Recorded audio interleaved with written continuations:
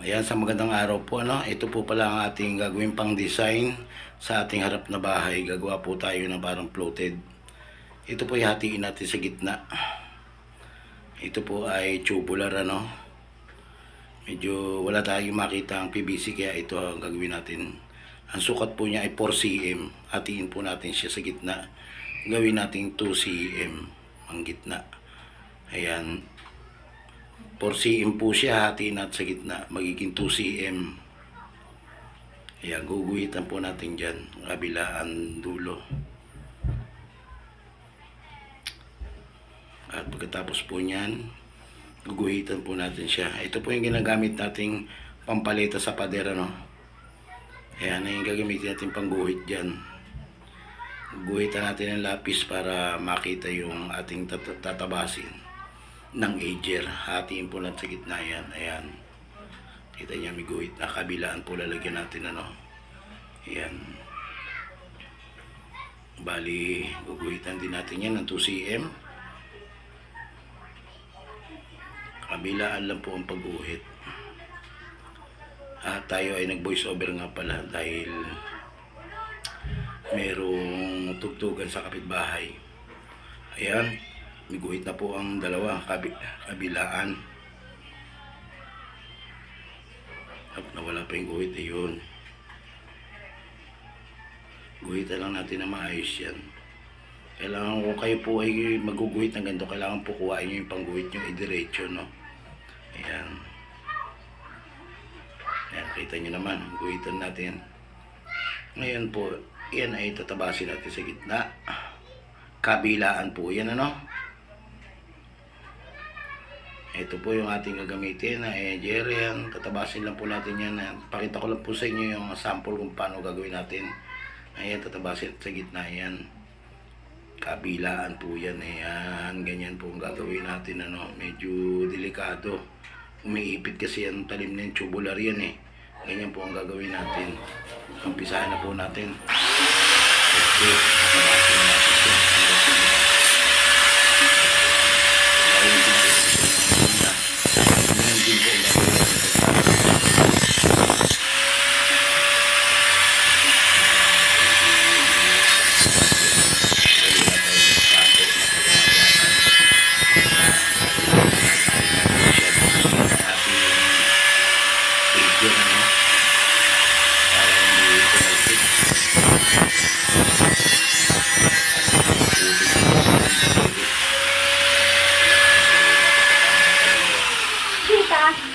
Dahan, okay lang naman yan.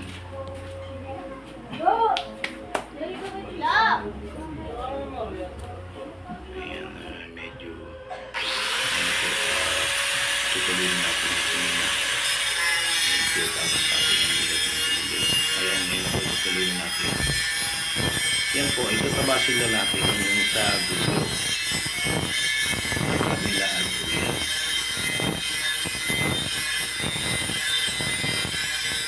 Pagtabas nga po pala nito, kailangan natin gamitin ng salim na manipis lang, ano, huwag po yung makapal.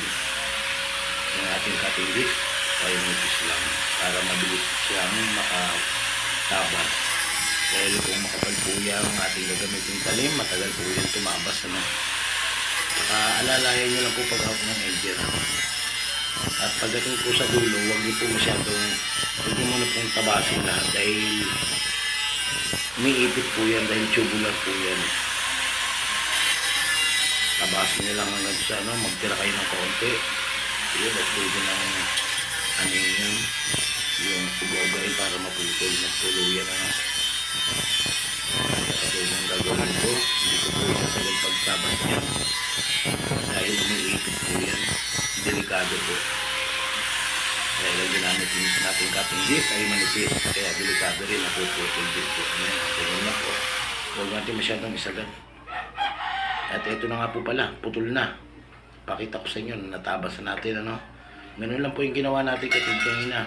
At pagkatapos naman po, siya ay pakitinisin natin, ididiretso natin, ano. Tatanggalin po natin, ididiretso po natin siya. Sahin lang natin ng diretso. Tanggalin yung talim, mga matatalim sa gilid, kung pinagtutabasan. Kailangan po yan ay Lalo na po sa pag-awak ng major, ano? Dahil delikado po ang major. Yung gilid po mismo, tanggalin nyo rin po yung talim. Pati yung sa loob. Tanggalin nyo rin po yung yan.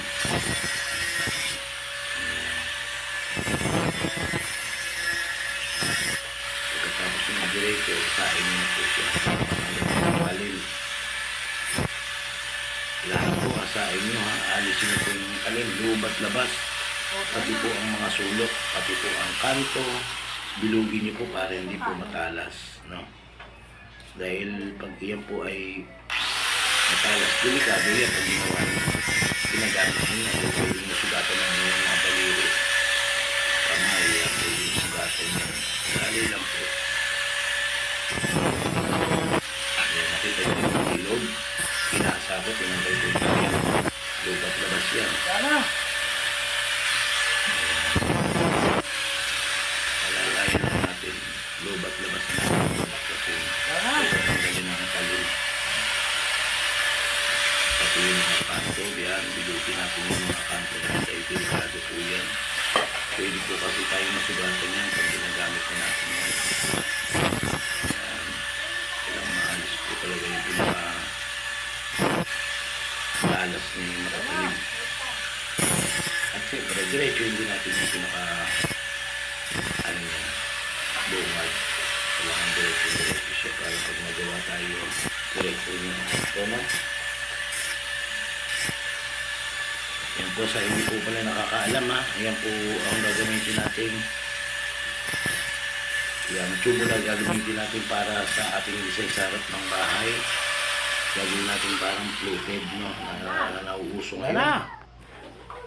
At pagkatapos po natin, liliyahin po natin ng NAM 100. Number 120 muna, no?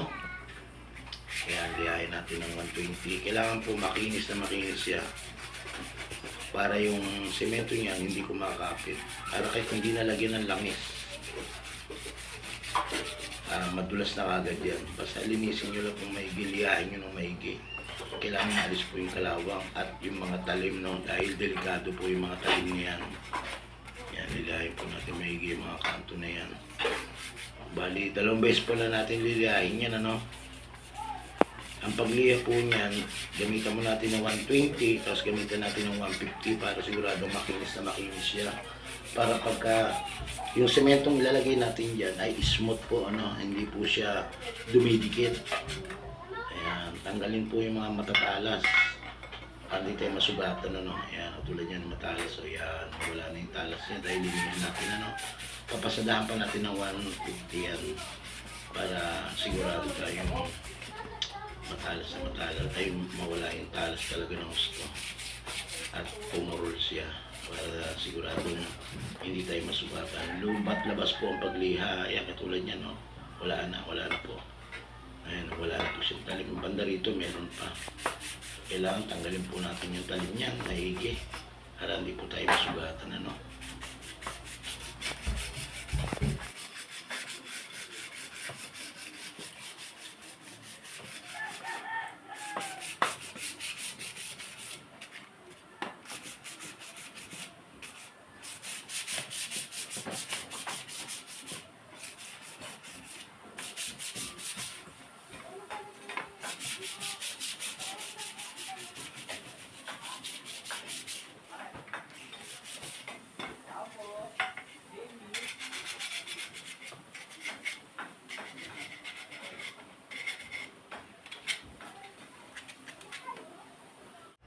Ito na po pala yung pangalawa nating liha, no, na ginamit. Ito po ay 150 na, no, para pampakinis na makinis na talaga siya para po hindi kumapit ang ating semento, no. Yung iba po kasi niyan, pag ginamit, naglalagay pa mantika para hindi kumapit yung semento. Sa akin po hindi. Ang ginagawa ko po dyan, hasain ko lang po yan ng diretso. Liliyahin ng liliyahin para kuminis ang loob. Ayan, no, makinis na. Siguradong hindi po kakapit yung semento, no. Yan po yung pamamaraan natin. Kasi kanya-kanya pong pamamaraan pero isa lang po ang kalalabasan, ano. Ayan, lipasan-liyahin nyo lang po yung maigi. Magagamit nyo po yan. Magagamit natin yan. Ipapakita ko po sa inyo kung paano gamitin yan, ano. Makikita nyo po mamaya, magsisimula tayo kahit konti, gagawa tayo. Para kinabukasan, may tuloy-tuloy na natin, ano. Ayan na po. Ayan, pinakasulok po, liyahin nyo rin po yan, ano. Tupiin nyo po ng maigi yung liyahin nyo para yung pinakasulok na sulok. Approve. Nakita nyo naman po, malinis sa malinis. Ayan, oh, ang kinis. Diba?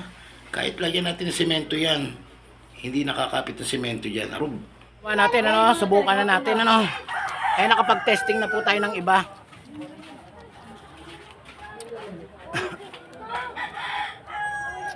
Maglalagay muna po tayo ng pattern, ano, para makagawa tayo ng parang corduroy, yung pinaka WPC ang dating.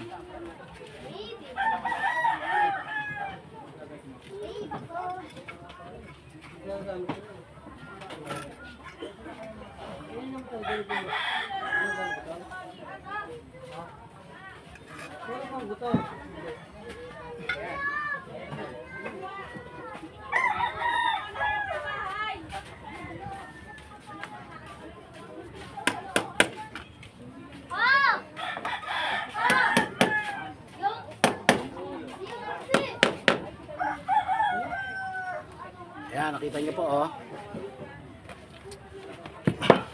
Kasunod po, pupuruhan natin siya para kumapit ang gusto yung halo, ano. Basahin mo na ng tubig. Meron sa kape, di ba? Yung ano?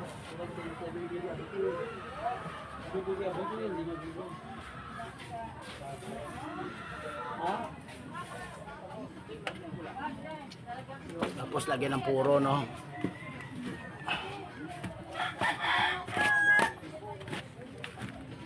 Medyo malayo yung ano natin. Tigas yung halo. Lambutin natin. Ang pampuro po natin, di baling malabnaw yung pampuro, no. Yung kailangan lang po yung halo natin ng makunat. Medyo ano siya, dry pack. Huwag po kayo maghahalo ng ano, hindi dry pack dahil babagsak yan. Kailangan ang halo natin ay makunat. Ito pong puro, malambot na puro, hindi baling malambot.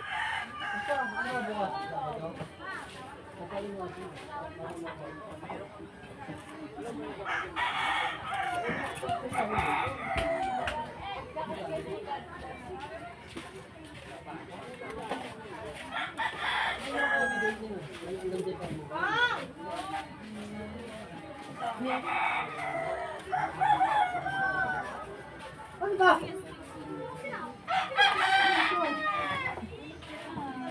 Tapos, ito na po yung ginawa natin kanina, no? Lalagyan natin to ng halo. Ang halo po ay dry pack. Ayan po ang halo, oh. Makikita nyo, siya ay makunat, ano. Dry pack talaga siya. Pupunuin po natin hanggang masiksik, ano. Kita ko sa inyo yung halo natin. Ito po yung halo, oh. Hanggang nakita nyo po yung halo, makunat.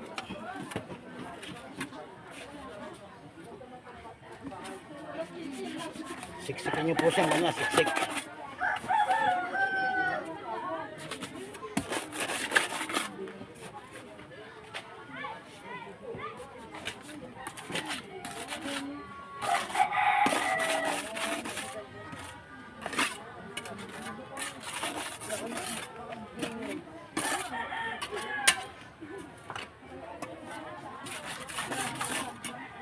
Siksikin nyo po hanggang sa lumagkit, ano. Babalik ulit tayo doon, kakabit natin to. Bago ikabit, basain ng tubig ulit, ano.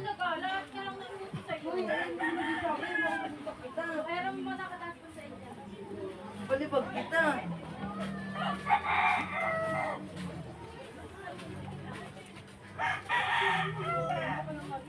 As yan, Boss G, ah.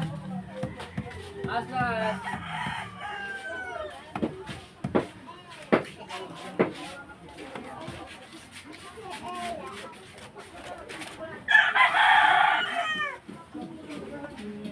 Makita nyo po, nabuo, ano, duduktungan lang natin.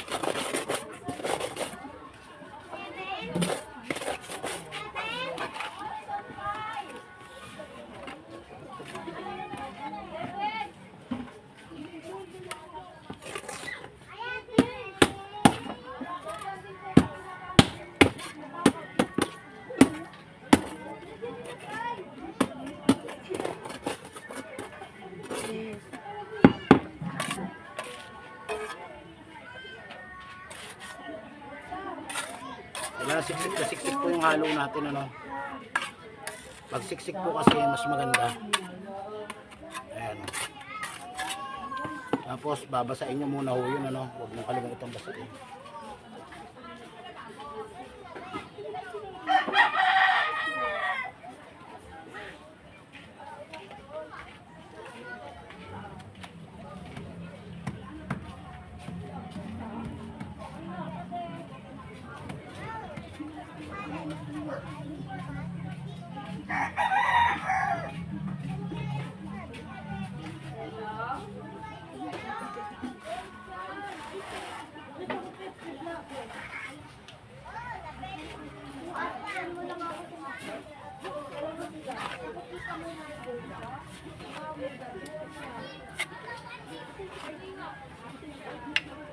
Siyempre kulang, ano, yung kulang dudugtungan po natin.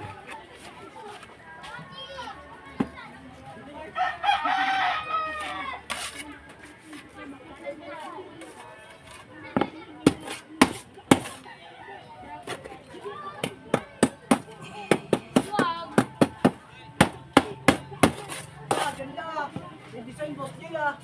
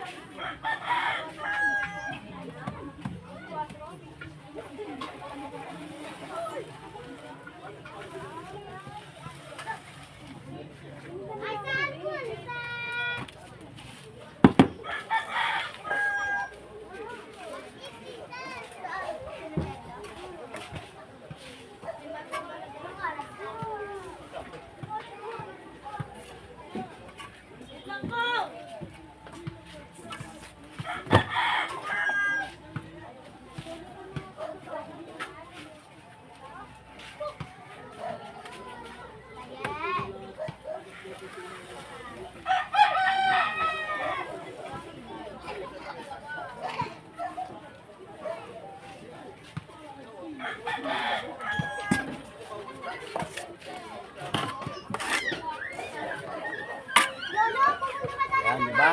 Ayos. Ganda.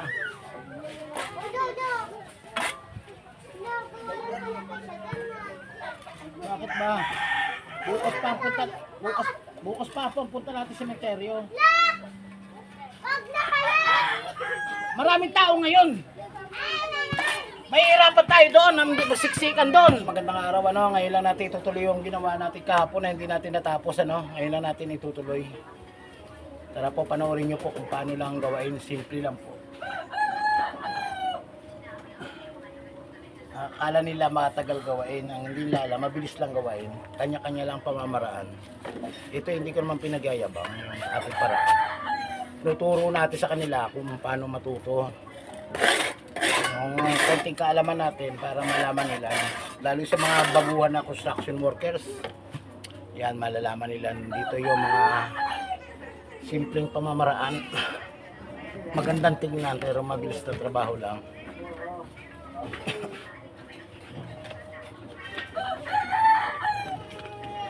Una po ang group natin ay uno pulgada, no? Sunod uno medya yung pinaka ganito natin. Ginawa natin uno medya, ang pinaka pattern natin ay ito. No, yung ginawa natin bakal na pinakita ko sa inyo. Ngayon, kailangan natin maglagay ng plantilla para guide natin sa ating guide, ano.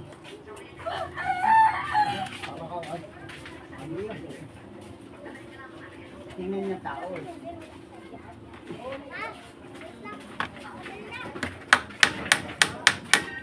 Udah, sekarang dulu belum boleh ano dito yan.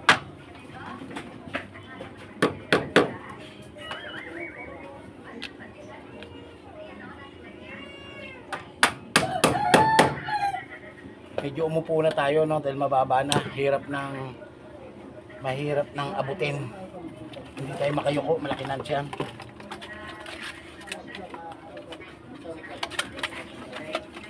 Siyempre, huwag nyo kakalimutan basahin para kumapit.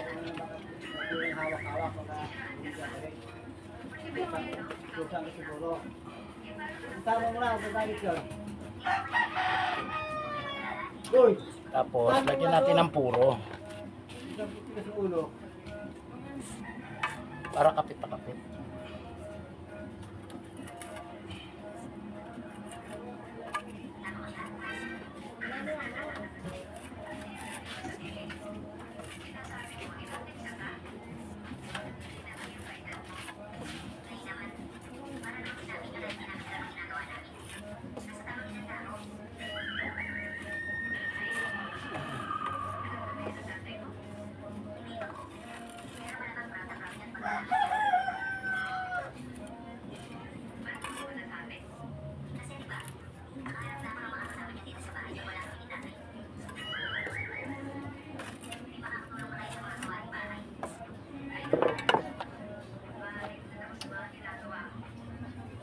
Ngayon, lalagyan na natin ang halo to, no? Ang halo natin ay dry pack lang, ano, katulad ng pinakita ko sa unang video.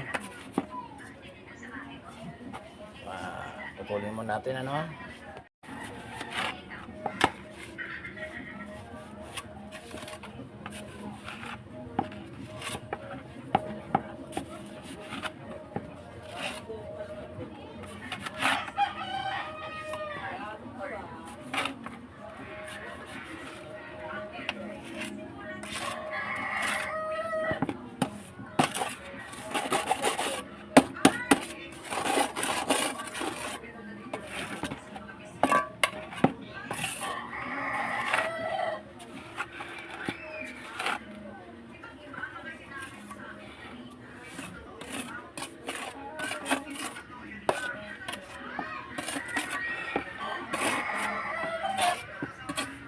Kailangan siksik na siksik po siya, no? Tapos kakabit na natin dito sa ginagawa natin, ano?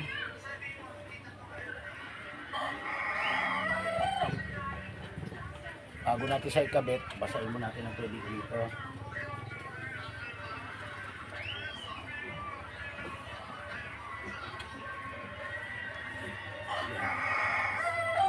Basahin ang tubig.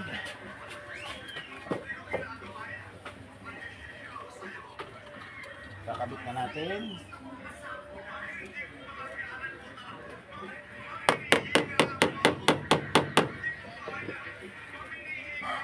Tandaan nyo po, pukpukin nyo ha. Para kumapit ang gusto sa semento. At yung kanto na to, pukpukin nyo gano'n ha. Para kumapit din sa kanto. So siksikin nyo po yung halo. Ayan. Pukpukin nyo ang marili. Para hindi siya kumapak.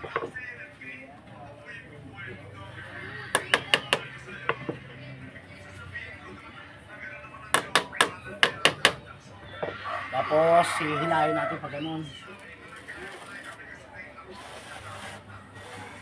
Yan, ganyan lang po, oh. Kasimple. Tapos yung kulang, dudugtungan natin. Magagawa pa, kuha pa tayo ng halo.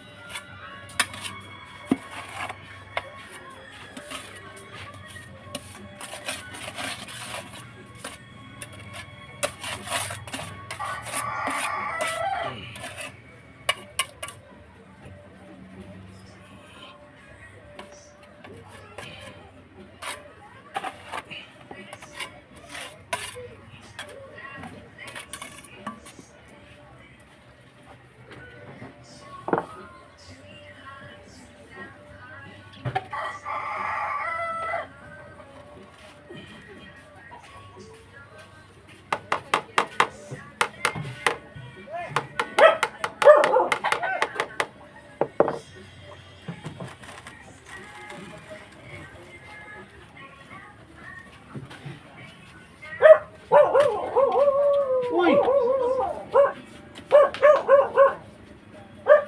Uy! Dito! Saan mo ginagawa ko? Ay mo, bitaw.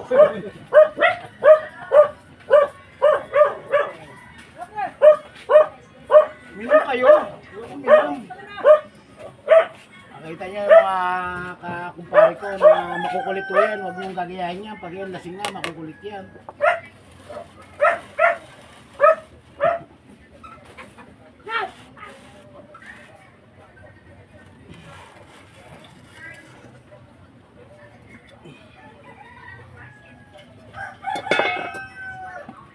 Yan, at naduktungan na natin. Ngayon, ililipat naman natin ulit sa baba. Ano? Siyempre, kailangan natin tanggalin yung pinaka-pattern natin.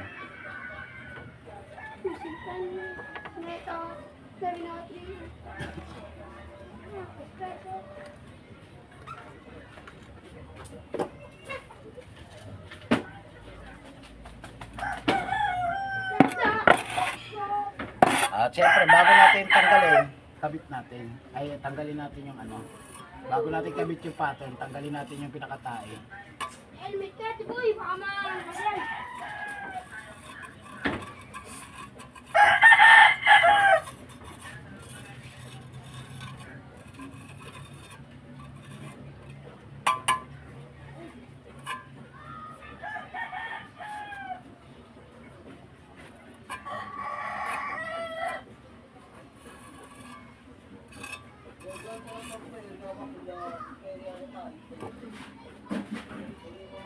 Ang pansukat po natin na ito, no? Ating balibar.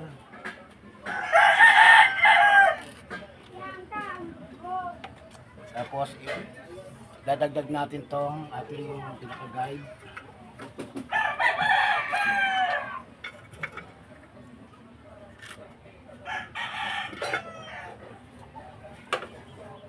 Mabalik natin yung pako rito. Plywood.